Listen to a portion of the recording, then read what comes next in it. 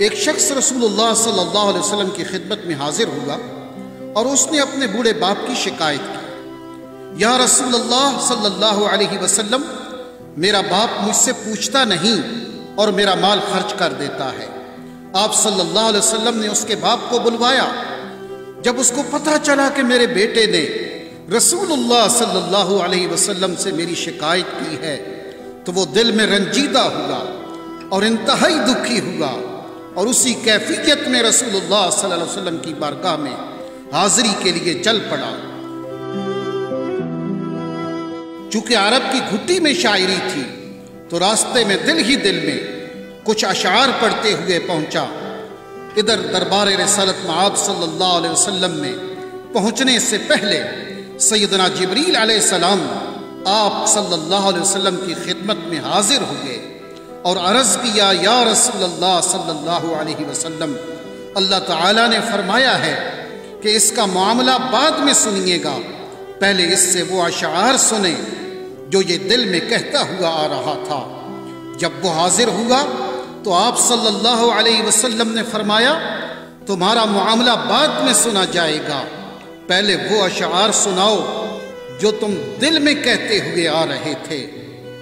وہ آخر صحابی رسول تھا، یہ سن کر رونے لگا کہ جو اشعار ابھی میری زبان سے ادا بھی نہیں ہوئے اور میرے اپنے کانوں نے بھی نہیں سنے، آپ صلی اللہ علیہ وسلم کے رب نے وہ بھی سن لیے اور آپ صلی اللہ علیہ وسلم کو بھی بتا دیا۔ آپ نے ارشاد فرمایا، وہ کیا اشعار تھے، ہمیں بھی سناؤ۔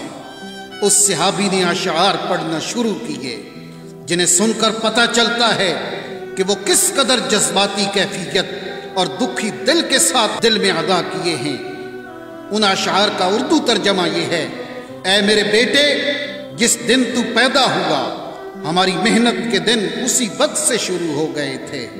تم روتے تھے تو ہم سو نہیں سکتے تھے، تم کھاتے نہیں تھے تو ہم بھی کھا نہیں سکتے تھے، تم بیمار ہو جاتے تو تجھے اٹھا کر ہم مارے پھرتے تھے، کبھی کسی طبیب کے پاس تو کبھی کسی طبیب کے پاس کہ تجھے کچھ ہو نہ جائے، کہیں تم مر نہ جاؤ، حالانکہ موت الگ چیز ہے اور بیماری اور چیز ہے۔ پھر تمہیں گرمی سے بچانے کے لیے میں دن رات کام کرتا رہا کہ میرے بیٹے کو ٹھنڈی چھاؤں مل جائے، تجھے سردی سے بچانے کے لیے میں نے بھاری بھرکم پتھر اٹھائے کہ میرے بیٹے کو ٹھنڈ نہ لگے۔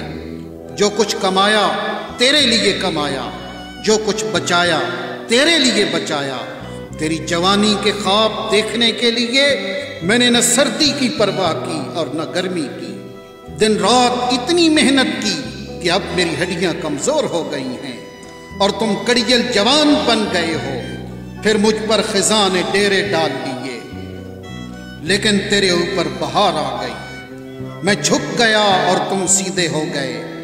اب میری خواہش اور امید پوری ہوئی کہ تم ہرے بھرے ہو گئے ہو۔ سوچا کہ اب زندگی کی آخری سانسیں تیری چھاؤں میں بیٹھ کے گزاروں گا، مگر یہ کیا ہوگا کہ جوانی آتے ہی تیرے تیور بدل گئے، تیری آنکھیں ماتھے پہ چڑھ گئیں، تم اس لہجے میں بات کرتے ہو کہ میرا سینہ پھٹ جاتا ہے۔ اس انداز سے تو کوئی اپنے نوکر سے بھی بات نہیں کرتا۔ میں نے اپنی ساری امیدیں چھوڑ دیں اور سمجھ گیا کہ میں تیرا باپ نہیں، نوکر ہوں۔ نوکر کو بھی کوئی ایک وقت کی روٹی دے دیتا ہے، تم مجھے نوکر سمجھ کے ہی مجھے روٹی دے دیا کرو۔ یہ اشعار سناتے سناتے بوڑھے باپ کی نظر جب رسول اللہ کے چہرے انور پہ پڑی تو دیکھا کہ آپ صلی اللہ علیہ وسلم اتنا روئے کہ آپ کی داڑھی مبارک تر ہو گئی۔ آپ صلی اللہ علیہ وسلم جلال میں اٹھے، اس کے بیٹے کو سختی کے ساتھ فرمایا، انت ومالک لابیک، تم اور تمہارا سب کچھ تیرے باپ کا ہے۔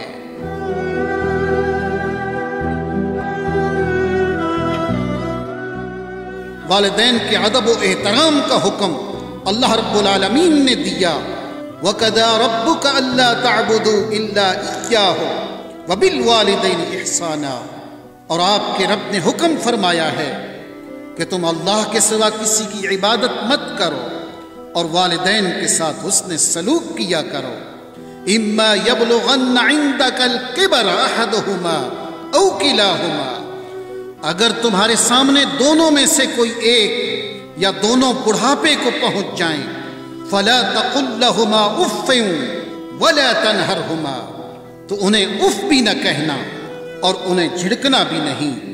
وقل لہما قولا کریما، اور ان دونوں کے ساتھ بڑے ادب سے بات کیا کرو۔ واخفض لہما جناح الذل من الرحمہ، اور ان دونوں کے لیے نرم دلی سے عاجزی و انکساری کے بازو جھکائے رکھو۔ وقل رب ارحمہما کما ربیانی صغیرا، اور عرض کرتے رہو اے میرے رب ان دونوں پر رحم فرما جیسا کہ انہوں نے بچپن میں مجھے